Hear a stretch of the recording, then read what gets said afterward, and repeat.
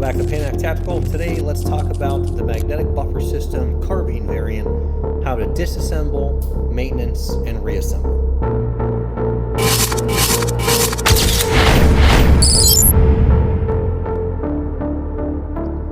Alright, we have one of our mil-spec generic AR lowers viced up here in an AR magwell jig. It's not required, but it does make the job a little bit easier, and we're just going to go through disassembly. So tools that you're going to want to use is going to be a larger screwdriver with some good sized base metal so that the magnet will attach to it. And then we have a small pick. It can be any kind of pick. It can be a 90-degree or 45. Any one will work. The first thing you're going to do is remove the first magnet. Let your screwdriver rest against the magnet itself so it grabs onto the magnetic field. Use your punch to push down the detent, and you're going to see that magnet pop out. This is going to be the first magnet in the assembly. Now what I recommend is you get a metal piece, strip, ruler, screws in a workbench, as long as they're spaced out to be able to hold the magnets so they don't snap together during this process. That'll make it easier for assembly and disassembly. If they do snap together, it's not a big deal. We'll show you how to get those off as well. Alright, so the next step of disassembly is to remove our spring. Now we use a flat wire spring instead of a coil wire spring because it is a much longer lifespan on these, and they're stainless steel. They can be a little bit more of a pain to get out of a receiver tube, but we're going to go ahead and do that first. Kind of want to pull up on the coils, overwork past the detent. I am working around the camera right now too, so. There's your spring. Put that off to the side. All right, so the next magnet you'll see is not pushing up against the retainer. There's actually a space here. That's because the castle nut is actually acting as a magnetic field. It captures the magnetic field, and it sits centric on the magnet. So the magnet's just kind of hovering here between that castle nut, which is actually why we recommend using a steel castle nut when we do these and why they ship with a steel one compared to an aluminum, because it does make the assembly and disassembly process a little bit easier if you have to maintenance this. Now, this system has thousands of rounds through it already, and you're going to see the magnets when we pull them out. There's not going to be much there attached to them. So the maintenance for this system is going to be very low, but just in case you do have to take it apart and reassemble it, we're going to walk you through those steps. So if you don't have a large metal object, what I would recommend is using your forward magnet that you pulled out. You should be able to suction cup that to this point, and that magnet will push forward, as you can see here. From there, you're going to get your pin depressed, and you're going to see that magnet come out. So now we have magnet 1 and 2. You probably just heard the other magnet slide up there. It moved to the forward but didn't come flying out because that castle nut retained it. Alright, so moving on down the line, we're going to continue with the next magnet. We'll see here. Use that screwdriver or a magnet. Bring it forward, depress, and pull out. All right, and we're going for our last magnet. Magnet caught the screwdriver, came all the way to the end. This will be the largest magnet in the series. Depress the pin and pull it out.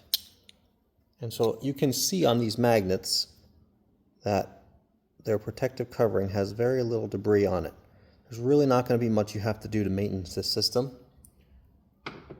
So that is the whole disassembly process of the magnetic buffer system. All right, guys, let's go through reassembly. So the first magnet that we took out of that system, we want to make sure the orientation is correct, and it's going to get put back in the way we pulled it out. So we're going to go in with the open face side of the magnet first. And when you put these in, you want to depress the corner of the pin slightly, and then that's going to just slide right in, again, sucking into the castle nut, and it's just going to retain there. Next, we have our 1/2 inch. Now this is important because you can check Rather than letting this snap to that magnet and getting stuck, and then we got to deal with separation, when you want to experiment and see where the field is oriented, you can just push in towards this and you see how it repels. If you feel that this is being drawn towards it, the retainer will stop it. You don't want that to snap to that. It's going to be a pain in the butt to take off. So we want to push and make sure that they are always repelling each other when they're being put in. So again, we're going to depress that little pin, the buffer retainer pin. The magnet's going to slide into the tube, and it's now in, and it's repelled the other magnet farther back to the tube. So now we're going to go to the third magnet. This orientation is super easy because we want this end to capture our spring. We're going to depress the retainer, and now that one's in. All right, so on our springs, if your spring has a cut end like this does, it's just a ground end, that's going to go in first. And then you're going to have to push this spring in. These springs are a little bit more touchy than others. Kind of on a back and forth wiggle like this. That seems to be the best way to get it into place until it's all the way past the retainer pin. And then finally, your last magnet into the spring. Make sure your retainer is partially depressed as you're doing this, so it usually helps coming in on an angle, and then you're good to go. From there, we're just going to close our upper, lock it into place, and we'll do a function check. All right, guys, so you hear us talking about a function check to make sure that your system is properly assembled and it's good to go. And this also goes for new units when you receive them and install them for the first time. This is how you're going to know that everything is set up correctly for your unit. If this does not work and the bolt does not go home correctly, then there's a telltale sign that there is something amiss or something was put together incorrectly. We need a 30-round magazine that is loaded to capacity. Magazine is going to be seated into the mag well, preferably doing this on the range with your weapon on safe. From here, you will lock the bolt to the rear and engage the bolt catch. If your system has been assembled correctly, upon dropping the bolt catch, it'll lock home and strip around into the chamber.